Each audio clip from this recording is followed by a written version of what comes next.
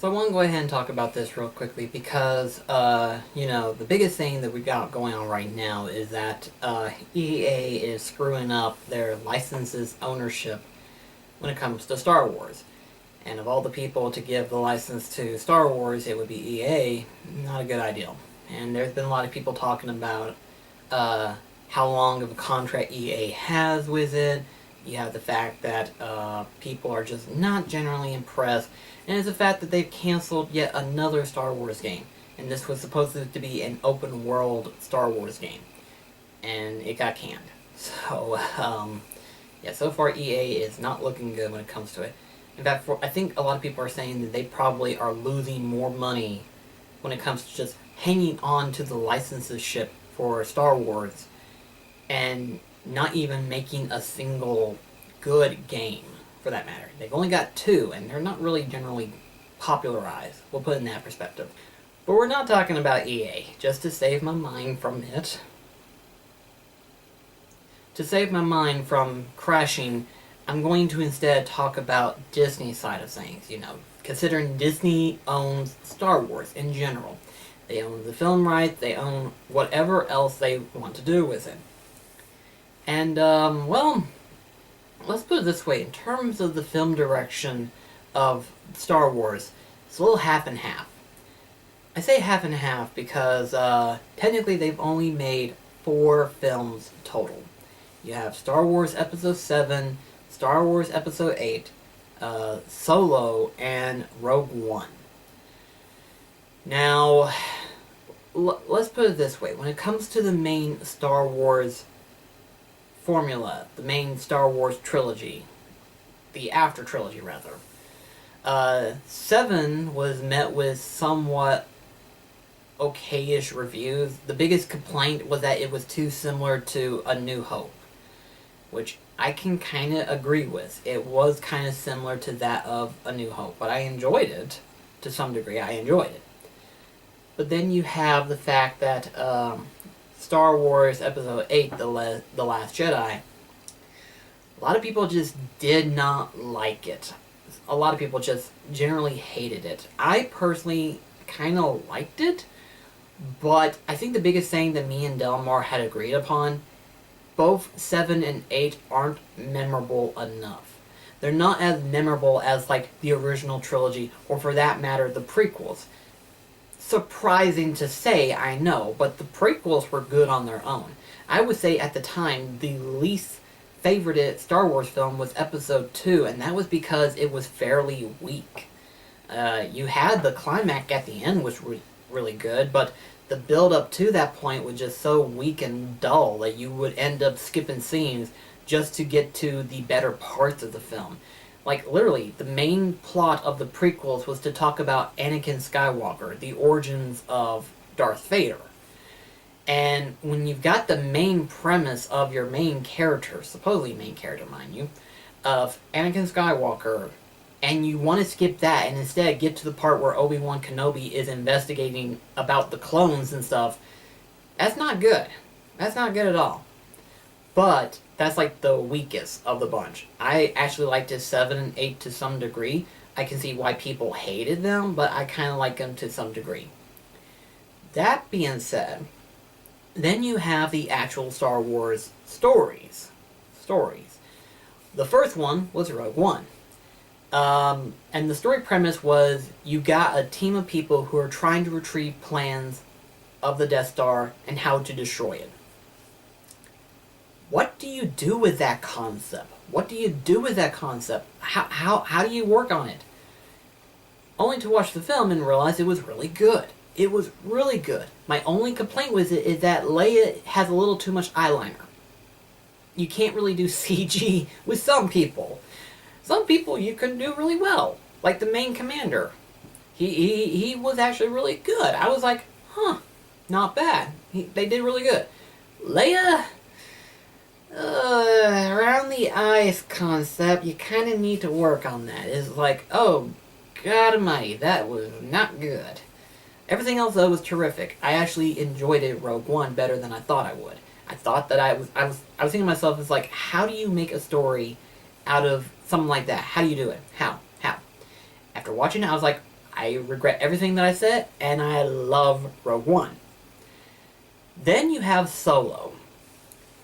At the time before I even watched it solo, I was like, this is going to be harder to do because you have to pick carefully as to who could replace Harrison Ford as Han Solo, because this is supposed to date back before A New Hope.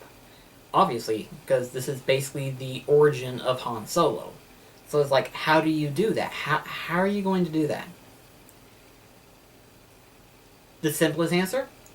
Get Harrison Ford to pick him. Makes sense. I mean, it's been done in the past. You know, you have older actors who can't act in that particular role, but they're like, okay, I'm going to pick you for this role because I see the character that I have portrayed in. You can pull it off. That's recognition that cannot be any higher than expectation. That's probably the hardest thing to go through, is that you have an older actor who played this role, and then years later he can't play it because of his age, but he's like, you can play it.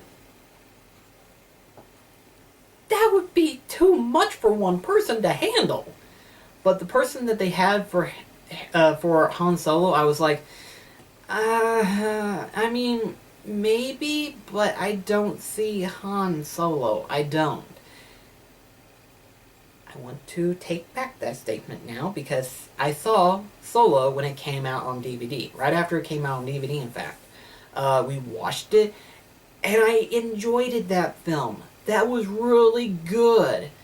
The only reason why it didn't do well in the box office because you had other films that frickin' Disney released in theaters. You had that many other good films that was released in theaters. Some of them were Disney, some of them wasn't. There was too many films that came out during that time. So of course Solo didn't do well in theaters, but it was a good film. That, and you release Star Wars films like every year now. Every year you have a new Star Wars film. So it's kind of like, the magic ain't there anymore. You kind of need to space them out a little bit, you know? Don't push every year to be a Star Wars film. That thing is not even a year, like a year and a half at times. So it's like, holy crap, give us some room here.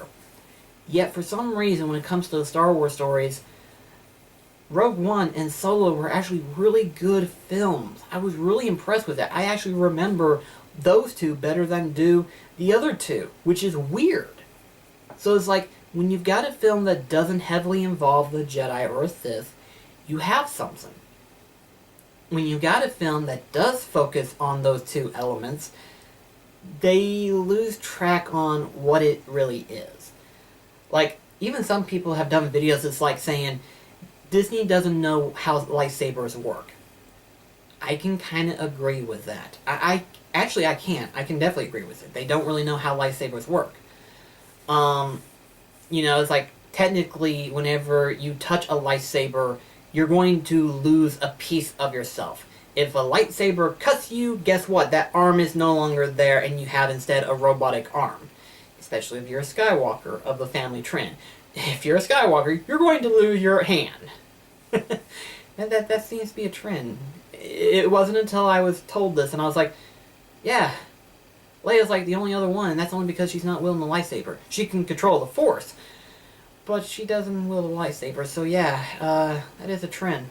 And if Rey was a Skywalker, which a lot of people theorize she was before 8 came out, they were saying like, well, if she is a Skywalker, she hasn't lost her arm yet. And everyone was like, good point. But still, to a point though, the main series of Star Wars has not been heavily received well. While on the other hand though, you have the actual Star Wars stories, and they're actually really good. I actually hope they will continue this, because, quick spoiler, if you haven't seen it, you better see it. This is just something that is technically in the film. It's not a major plot, but it's in the film technically. Towards the end of the film, you see Darth Maul.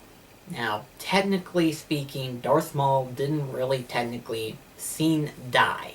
Okay, he only lost his bottom half, which, to some people's knowledge, technically you should have been dead, but in this case, Darth Maul survived. So, to see him in the end of Solo, I was like, I want to see where they want to take this. They don't put something in a film unless they're going to follow up with it. I want to see where this is going to go. I really do. This looks interesting. This looks like it could be really good. But after hearing they canceled the idea for a Boba Fett and a Yoda story, doesn't sound good. I'm not even sure if they're still going to be on for an Obi-Wan Kenobi film. I'm hoping that they'll do it, because technically Darth Maul, because in the anime series known as Rebels, technically Darth Maul is in the TV series. I hadn't really watched it, so I don't know anything, but as far as I know, Darth Maul is trying to get revenge for what Obi-Wan Kenobi did to him, which is to cut his lower half out. So, yeah, I wouldn't blame him, He killed Obi-Wan's master, but yet the apprentice killed him. So, yeah, I mean, makes perfect sense, It's like, hey, I killed your master, yet you killed me. I'm gonna go after you. We'll see how well that works. But anyway, I want to see where they're going to go with this. It looks inherently interesting. I really want this. I do. I want this. But I don't know if we're going to get that. I would like it if we did, but I don't see it happening. However, though, that's not why I'm talking about this film. That's not why I'm talking about in this video. But rather, what we're going to be seeing is that obviously, Episode 9 is coming out later on in December. Regardless of what people want, it's coming out and it's going to happen. As to how many years between each other, how they're going to do it, how's it going to look, we don't know. We haven't seen any promotional trailer yet. But it is confirmed to be on December of this year. I'm hoping that this will wrap up everything, and that we can move on from this, but unfortunately, it's not the end for Disney when it comes to making Star Wars films. They're already working on the next trilogy lineup. I know a lot of people don't want this, but hear me out when I say this. Okay, hear me out. I think Disney would do well if they no longer talked about Jedis or Sith. Every once in a while you can bring up the legend of Jedis and stuff like that, but I think Disney wants to let that part go. They want a sci-fi film, but they don't want it involving Jedis and stuff. And here's the thing. Okay, here's the thing. You can have a Star Wars film talking about the elements of Star Wars without actually having the Jedi stuff in it. Hell, we have 2 Ewoks movies, which was created back a few years ago. Actually, eons ago at this point. But still, to a point, we have 2 Ewoks movies. Okay? And none of them have Jedis in it. You then have the TV series, TV anime series, mind you, which is Droids and Ewoks. Probably not the best example, but still, to a point, they exist, and none of them have a Jedi. So, it can work, technically. You think about it. Think about how big Star Wars is. It has its own universe, for crying out loud, okay? Use that element and expand upon it. It doesn't have to be a Jedi. It can just be, hey, there's a new order that's still around from where the new order was created. What's going to happen? Simple. A new Reliance is going to try to fight them. Or hell, get like a bounty hunter story. That would be interesting. Or outlaw. I mean, do something else besides focusing on Jedis and stuff. I think if they did that, we might see a better film. I mean, heck, we saw Rogue One and Han Solo, and both of them doesn't really heavily focus on the Jedi and Sith. Record, you do see a Sith in the film, but it's not heavily implemented. So, I kind of like to see where Disney would go after 9, but take it into an element that they are more or less focused on. Like, obviously, they want to try to get rid of the ideal of a Jedi, but still keep the Star Wars element in there. Like, we'll probably obviously see C-3PO, R2-D2, probably BB-8, and we'll probably see Chewbacca, obviously.